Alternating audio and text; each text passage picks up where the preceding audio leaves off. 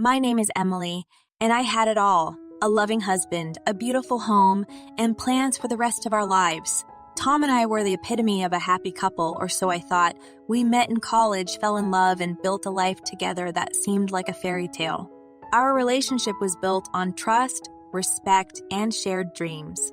We were each other's biggest supporters, always encouraging one another to pursue our passions and ambitions.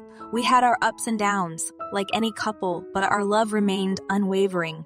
Tom was the embodiment of the perfect husband. He was caring, attentive, and always made me feel like the most important person in his life. We enjoyed each other's company, spending lazy Sunday mornings cuddled up on the couch, talking about our hopes and dreams.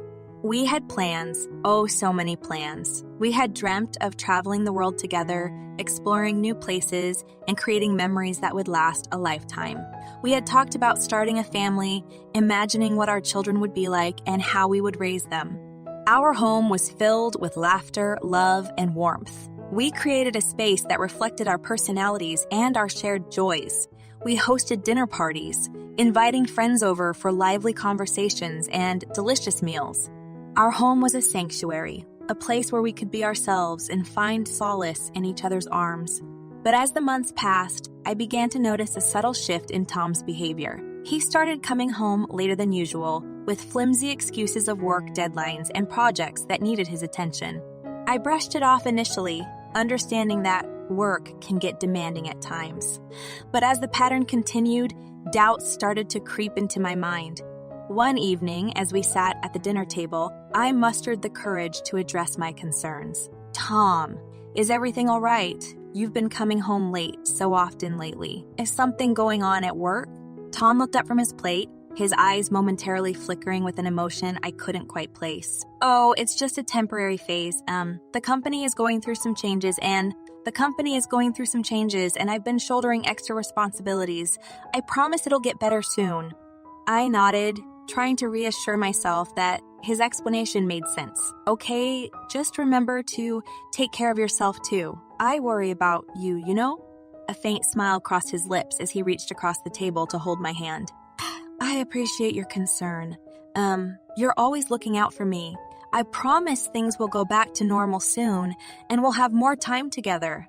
I wanted to believe him. I wanted to hold onto the image of our perfect life and dismiss my growing unease. But deep down, a sense of uneasiness lingered, and I couldn't shake off the feeling that there was more to his late nights at work than met the eye. Little did I know that this conversation was just the beginning of a journey that would test the limits of my trust and lead me down a path I never imagined I would tread. The days turned into weeks, and the weeks into months. As much as I tried to convince myself that everything was fine, the distance between Tom and me continued to grow. He would arrive home late, his exhaustion palpable, and our once vibrant conversations became mere snippets of small talk. One evening, as I prepared dinner in the kitchen, I couldn't help but confront the growing concern that had been gnawing at me for far too long. Tom walked in, his suit slightly rumpled and his eyes heavy with fatigue. I took a deep breath, gathering the courage to voice my worries. "Tom, we need to talk," I said, turning to face him, a hint of apprehension in my voice. He sighed and ran a hand through his hair. "I know. I've been meaning to talk to you too. It's just that work has been overwhelming lately. There's so much on my plate, and I'm trying my best to handle it all." I nodded, my heart sinking at his words. I understand that work can get demanding, but it feels like we've drifted apart. We used to be so connected, so in tune with each other. Lately, it feels like we're leading separate lives. Tom's gaze softened as he took a step closer to me. "I promise, Emily, it's just a phase. Once things settle down at work, we'll find our way back to each other. I love you, and I don't want to lose what we have." I wanted to believe him. I wanted to trust that this was just a temporary hurdle in our marriage. But doubts continued to linger, intensifying with each passing day. The late nights, the strained conversations, and the feeling of being kept at arm's length painted a picture I couldn't ignore. Days turned into weeks, and I found myself desperately seeking any opportunity to reconnect with Tom. I suggested date nights, weekend getaways, and even surprise gestures to show him how much I cared. But his responses were always lukewarm, and it became clear that something was amiss. One evening, as I sat alone in our living room, I glanced at the clock. It was past midnight, and Tom had yet to return. My worry transformed into a mix of frustration and sadness. I picked up my phone and dialed his number, hoping for some reassurance. The phone rang several times before he finally answered. "Hey, I'm sorry.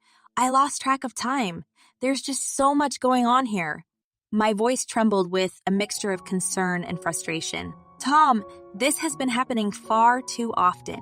I need to know if something else is going on. Please just be honest with me."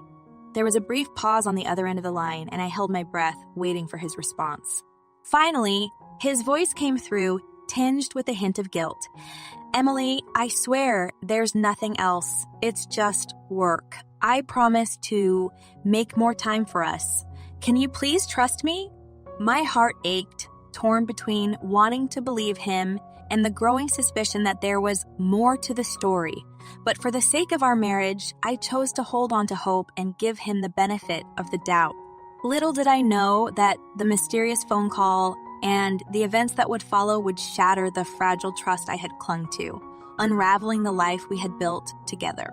One evening, as I sat at home, anxiety mounting with each passing minute, my phone buzzed with an incoming call. The screen displayed an unknown number, and a mixture of curiosity and apprehension flooded my thoughts. With a racing heart, I answered the call. "Hello," I spoke, my voice laced with uncertainty. A deep, unfamiliar voice greeted me from the other end. "Is this Emily?" he asked. "Yes, it is," I replied, my curiosity piqued. "May I ask who's calling?" The voice paused for a moment before responding, his words laced with an intriguing mix of urgency and intrigue. "Emily, I have information about your husband. If you want to know where he is right now, meet me at a nearby cafe. We need to talk." My heart skipped a beat, a mixture of fear and anticipation coursing through me. "How do you know about my husband? Who are you?" I asked, my voice betraying a hint of unease.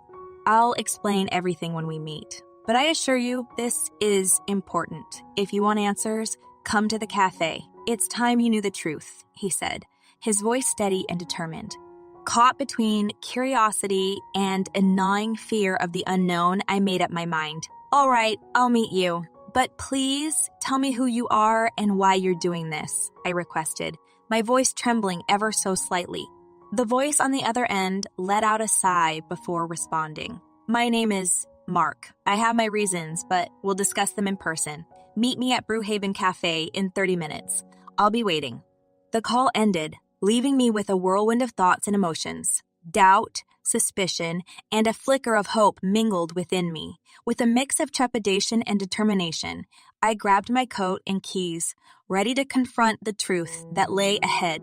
Arriving at Brewhaven Cafe, I scanned the room, searching for a stranger who could potentially shatter the world I had known. My eyes fell upon a man, his face unfamiliar, but with a hint of familiarity in his gaze. I cautiously approached him, my voice trembling with a mix of apprehension and curiosity. "Mark?" I questioned, my voice barely above a whisper.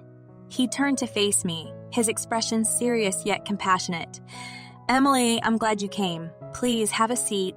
I took a deep breath, my eyes locked on his. "Mark, what is this all about? Why did you reach out to me?" Mark leaned forward, his voice lowered to a hushed tone. "Emily, I know about your husband's infidelity. I've been through it myself. I saw him with my own eyes, sitting in this very cafe with my wife. They're having an affair." My heart sank, a mix of disbelief and devastation washing over me. "No, that can't be true. Tom wouldn't do that to me," I protested, tears welling in my eyes.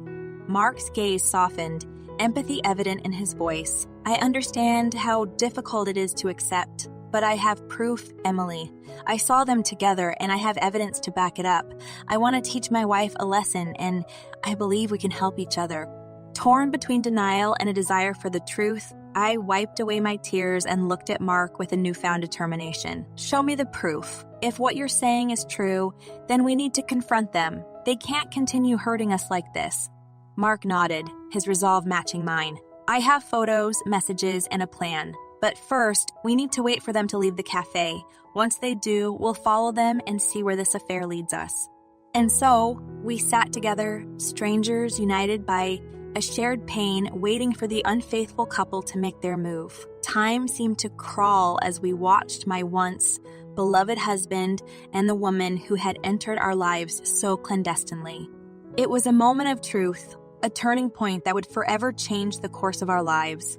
As Mark and I sat in the cafe, our eyes fixed on the unfaithful couple, time seemed to stretch endlessly.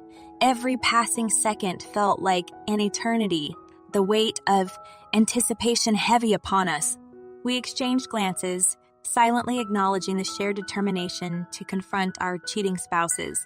Finally, after what felt like an eternity, the couple stood up, their laughter echoing through the cafe. They hailed a taxi and disappeared into the city's bustling streets.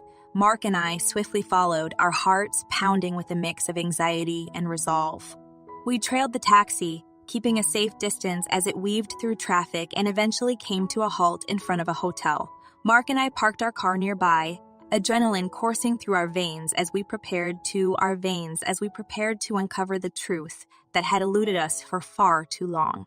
Mark turned to me, his voice steady but laced with a mix of determination and caution. Emily, we need to be careful. Once they enter the hotel, we'll wait for a moment, then we'll go in too. My friend works at this hotel, and he has provided us with the room number. We'll catch them in the act. My breath caught in my throat as the gravity of the situation sank in.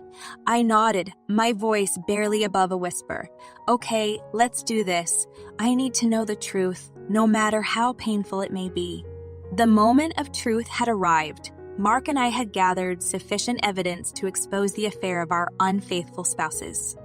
It was time to confront them, to reveal the pain they had inflicted upon us and make them face the consequences of their actions.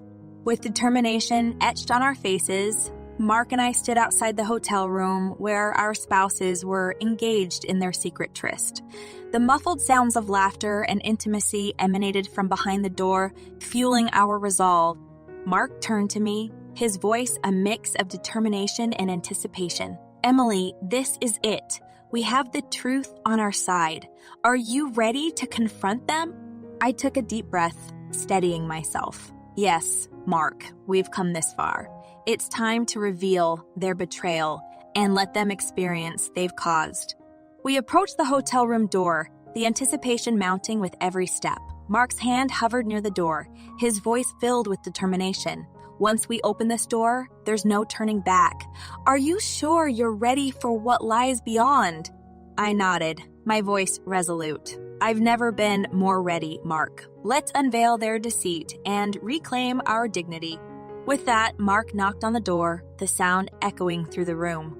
The noises inside ceased momentarily before the door swung open, revealing Mark's wife clad in a disheveled hotel robe, her eyes widening in shock. She stumbled backward, her voice trembling with guilt. Mark, what are you doing here? Mark's gaze remained steady, his voice laced with a mix of anger and disappointment. I should be asking you the same question. How could you do this to me, to us? I stepped forward, my voice filled with a blend of sorrow and resolve. And I should be asking you, Tom, how could you betray the love we shared? Tom's face paled, his voice faltering. Emily, it's not what you think. Mark's eyes narrowed, his voice cutting through the room. Save your excuses, Tom. We have undeniable proof of your affair. The game is over. As the weight of our words settled upon them, the truth of their actions became inescapable. Mark's wife's gaze darted towards my husband, who was sitting on the bathroom floor, clutching his stomach in pain. She rushed to his side, panic in her eyes. Mark, what happened to you? Are you okay? I couldn't bear to witness their turmoil any longer and made my way into the bathroom. There I saw my husband, vulnerable and suffering. The sight tore at my heart, a mixture of anger and compassion welling within me. Mark followed me, his voice filled with a mix of concern and frustration. Emily, are you all right? What's going on? Tears welled up in my eyes as I turned to him, my voice laced with pain. Mark, I can't bear to see him like this. Let's go, let's leave them to face the consequences of their actions. Mark nodded, understanding the weight of my emotions. You're right, Emily. Looks like my friends at the cafe overdosed on laxatives. He grinned. Together, Mark and I walked out of the hotel room, leaving behind the shattered illusions of our once perfect lives. We carried the pain of betrayal, but we also carried the strength and determination to rebuild. As we walked away, hand in hand, a glimmer of hope ignited within us. Revenge had been exacted, and although the scars remained, we were ready to heal and forge a new path, leaving the darkness of infidelity behind. The journey ahead would be challenging, but we were no longer defined by our spouse's betrayal. We were defined by our resilience, our capacity to overcome, and the unwavering belief in our own worth. And with that, we walked away, ready to face a future filled with the promise of healing, growth, and the discovery of a love that would never falter again.